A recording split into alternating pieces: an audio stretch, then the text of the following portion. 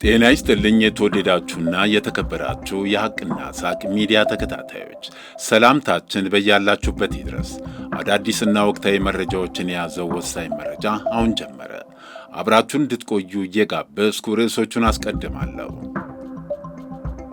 የሕዝብ ተወካዮች ምክር ቤት ነገ 5ኛ መደበኛ ስብሰባውን ያካሂዳል። የኤርትራ ወታደሮች በኢትዮጵያ ድንበር አካባቢ ማንዣበባቸው እያነጋገረ ይገኛል። ከዛሬ ጀምሮ ትምህርት ቤቶች ላልተወሰነ ጊዜ ይዘጋሉ፣ ትራንስፖርትን ጨምሮ ለበሽታው አስፈላጊ የሆኑ እንቅስቃሴዎች ላይ ገደብ ጥለናል ሲሉ የዳሰነች ወረዳ አስተዳደር ገለጸ። ከ5000 በላይ የኢትዮጵያ ዜጎች በአዲሱ የአሜሪካ ውሳኔ ተጠቂ ይሆናሉ ተባለ። አብረን እንኖር በማለት የፍቅር አጋሩን በመግደል ጓደኛዋን ያቆሰለው ግለሰብ በእስራት ተቀጣ።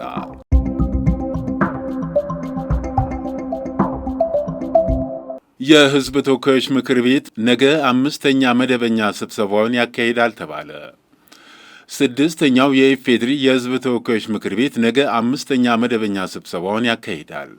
በስብሰባው የትራንስፖርትና ሎጂስቲክስ ሚኒስትር ዶክተር አለሙ ስሜ ከምክር ቤት አባላት ለሚቀርቡላቸው ጥያቄዎች ምላሽና ማብራሪያ ይሰጣሉ ተብሎ እንደሚጠበቅ ከምክር ቤቱ ያገኘነው መረጃ ያመለክታል። ከዛሬ ጀምሮ በኢትዮጵያ የ2 ቀናት የሥራ ጉብኝት የሚያካሂዱት ጠቅላይ ሚኒስትር ሞዲ ንግግር እንደሚያደርጉም ተገልጿል። የህንዱ ጠቅላይ ሚኒስትር ንግግር የሚያደርጉት ጠቅላይ ሚኒስትር ዶክተር አብይ አህመድ በሚገኙበት የሁለቱ ምክር ቤቶች የጋራ መድረክ ላይ ነው። የፌዴሬሽን ምክር ቤት ለአባላቱ በላከው አስቸኳይ መልእክት የህንዱ ጠቅላይ ሚኒስትርና የኢትዮጵያ ጠቅላይ ሚኒስትር ለሁለቱ ምክር ቤቶች የጋራ መድረክ ንግግር እንደሚያደርጉ አስታውቀዋል።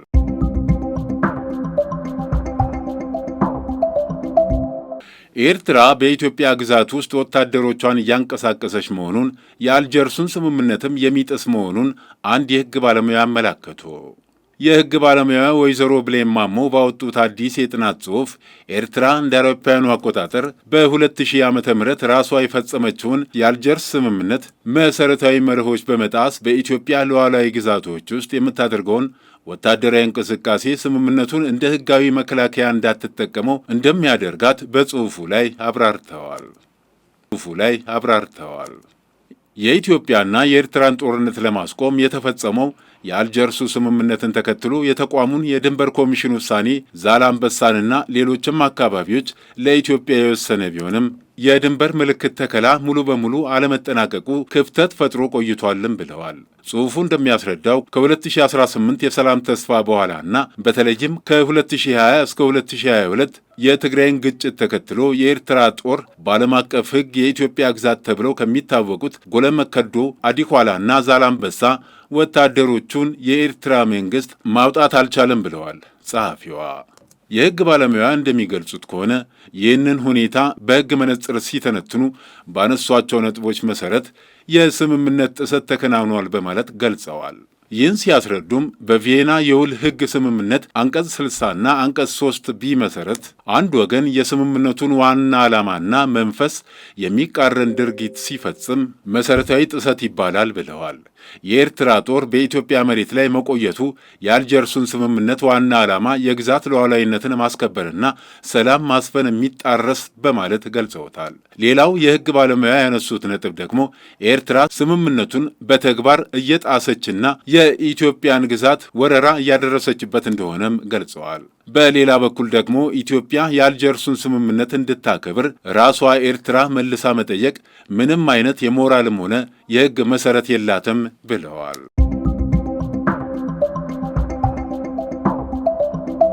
ከዛሬ ጀምሮ ትምህርት ቤቶች ላልተወሰነ ጊዜ ይዘጋሉ፣ ትራንስፖርትን ጨምሮ ለበሽታው አስጊ የሆኑ እንቅስቃሴዎች ላይ ገደብ ጥለናል ሲሉ የዳሰነች ወረዳ አስተዳደር ገለጹ። በደቡብ ኦሞ ዞን ዳሰነች ወረዳ በማርበርግ ቫይረስ ስጋት ምክንያት ትምህርት ቤቶችን ጨምሮ ሕዝብ የሚሰበሰብባቸው የትራንስፖርትና የመዝናኛ ቦታዎች ላይ እገዳ መጣሉን የወረዳው ምክር ቤት አስተዳዳሪ አቶ ኡመር ኑኩዬ ተናገሩ። በአካባቢው አንድ ሰው በቫይረሱ ምክንያት ሕይወቱ ማለፉን ተከትሎ ውሳኔው መተላለፉን የገለጹት ምክትል አስተዳዳሪው በወረዳው ዋና አስተዳዳሪ የሚመራው ግብረ ኃይል ተወያይቶ ውሳኔ ማሳለፉን ገልጸዋል። በዚህም መሰረት በወረዳው የሚከተሉት ጉዳዮች ላይ እገዳና ክልከላ መጣሉን አቶ ኡመር ገልጸዋል። ትምህርት ቤቶች ላልተወሰነ ጊዜ ዝግ ሆነው ይቆያሉ። የሕዝብ ማመላለሻ ተሽከርካሪዎች አገልግሎት እንዳይሰጡና የሁለት እግር ሞተር ሳይክሎችም ከአሽከርካሪ ውጪ ሁለተኛ ሰው ላልተወሰነ ጊዜ መጫን አይችሉም። ሰርግ፣ ምረቃ፣ ድግስና በሐዘንም ሕዝብ ሊያሰባስቡ የሚችሉ ሁኔታዎችም ላልተወሰነ ጊዜ እንዲቆሙና ቀብር በጤና ባለሙያዎች ስምሪት ብቻ እንዲከናወን ዲኤስቲቪን ጨምሮ ፑል ቤቶች፣ ቤቲንግ ቤቶች እንዲሁም የምሽት ዳንስ ቤቶች፣ ጫት ቤቶች ላልተወሰነ ጊዜ ተዘግተው እንዲቆዩ፣ ሰዎች በቡድንና በብዛት የሚሳተፉባቸው ማናቸውም አይነት ስፖርታዊ ውድድሮች በወረዳው እንዳይካሄድ ውሳኔ መተላለፉን አብራርተዋል።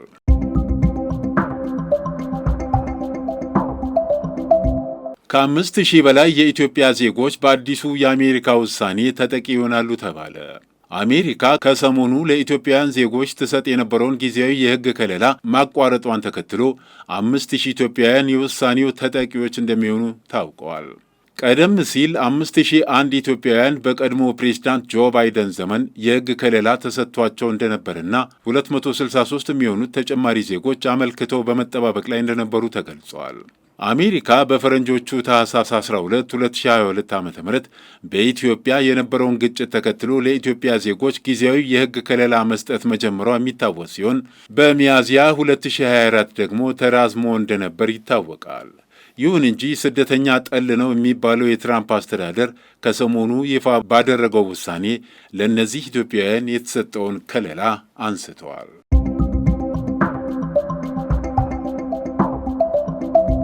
ድጋፍ ማይክሮ ፋይናንስና ጆርዳን ቢዩቲ አካዳሚ የሴቶችን ሕይወት የሚቀይር ስትራቴጂካዊ ሽርክና ፈጸሙ። ድጋፍ ማይክሮ ፋይናንስና ጆርዳን ቢዩቲ አካዳሚ ሴቶች በፋይናንስም ሆነ በሙያዊ ክህሎት እንዲጠናከሩ የሚያስችል ልዩ የመግባቢያ ሰነድ ተፈራረመ። ይህ ትብብር የሁለቱም ተቋማት የላቀ ማህበራዊ ኃላፊነት የሚያሳይ ሲሆን በርካታ ሴቶች የፋይናንስ መሰናክል ሳይገጥማቸው የሙያ ህልማቸውን እንዲያሳኩ መንገድ የሚከፍት ፕሮጀክት ነው ተብለዋል። ይህ ትብብር ዛሬ ይማሩ ገቢው ሲጀምር ይክፈሉ በሚል መርህ ላይ የተመሰረተ ሲሆን ለሴቶቹ የሙያ ስልጠና ወጪ የፋይናንስ ዕድል ይፈጥራል ተብለዋል። ጆርዳን ቢዩቲ አካዳሚ ሴቶች ዓለም አቀፍ እውቅና ባለው ሰርተፍኬት የውበት ባለሙያ እንዲሆኑ የሚያስችሉ ዘመናዊና የተሟሉ የፀጉር፣ ሜካፕ፣ የጥፍር ጥበብና ሌሎች የውበት ሙያ ስልጠናዎችን ይሰጣል። ይህም ሴቶች በፍጥነት ገቢ የሚያገኙ ክህሎቶችን እንዲያዳብሩ በማድረግ ለስራ ፈጠራና ለራስ ምቹ የስራ ዕድል ይፈጥራል። ስራ አጥነትን በመቀነስና የማህበረሰቡን የምርትና አገልግሎት አቅም በማሳደግ በኩል የበኩሉን ይወጣል። በአጠቃላይ ይህ የመግባቢያ ሰነድ በርካታ ሴቶች ከችግር እንዲላቀቁና በኢኮኖሚ ተጠቃሚ እንዲሆኑ የሚያስችል ታላቅ እርምጃ ተደርጎም ተወስዷል።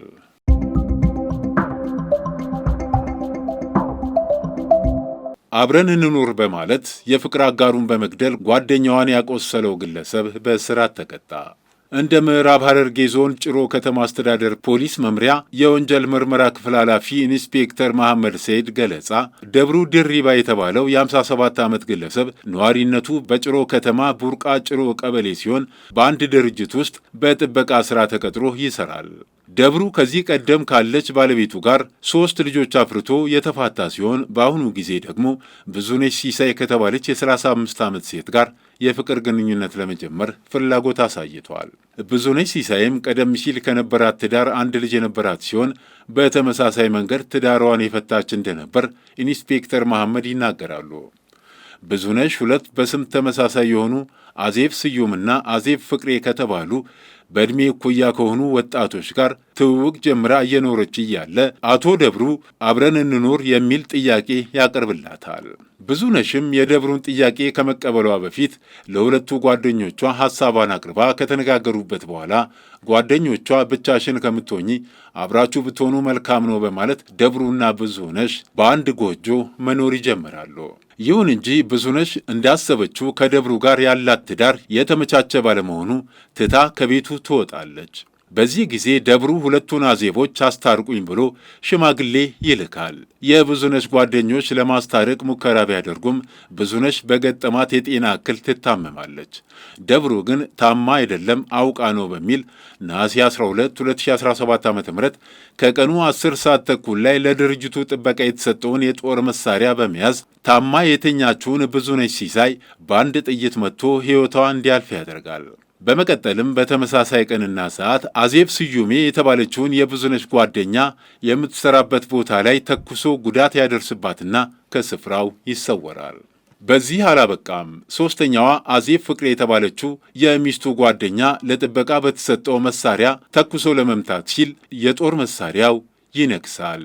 በዚህ ጊዜ ጉዳት ሊደርስባት የነበረችው ሴት እየጮኸች የድረሱልኝ ጥሪ በማሰማት ስታመልጥ የጸጥታ አካላት ቀድሞ በተፈጸመ ግድያና የግድያ ሙከራ ጉዳይ ክትትል ላይ በመሆናቸው አቶ ደብሩን በቁጥጥር ስር ያውለዋል። ፖሊስ የሟች ብዙነሽ ሲሳይ አስከሬን ለምርመራ ወደ ሆስፒታል እንዲሄድ በማድረግ አዜብ ስዩሜን በፍጥነት ለሕክምና በመላክ ሕይወቷን ሊያተርፍ ችሏል። ፖሊስ በተለያዩ ማስረጃዎች በአስከሬንና በተጎጂዋ የሕክምና ማስረጃ እንዲሁም ወንጀል በተፈጸመበት የጦር መሳሪያ ጭምር በማያያዝ የምርመራ መዝገቡን አጣርቶ ለአቃቢ ሕግ ይልካል። አቃቢ ሕግም ከፖሊስ የተላከውን የምርመራ መዝገብ ተመልክቶ በከባድ የሰው መግደል፣ የአካል ማጉደልና የመግደል ሙከራ በድርብ ወንጀል ክስ የመሰረተበት ሲሆን ክሱን ሲከታተል የቆየው የምዕራብ ሐረርጌ ዞን ከፍተኛ ፍርድ ቤት ታኅሳስ 3 2018 ዓ.ም በዋለው ችሎት ተከሳሽ አቶ ደብሩ በ22 ዓመት እስራት እንዲቀጣ ወስኖበታል ሲሉ ኢንስፔክተር መሐመድ ሲሳይ ጨምረው ገልጸዋል።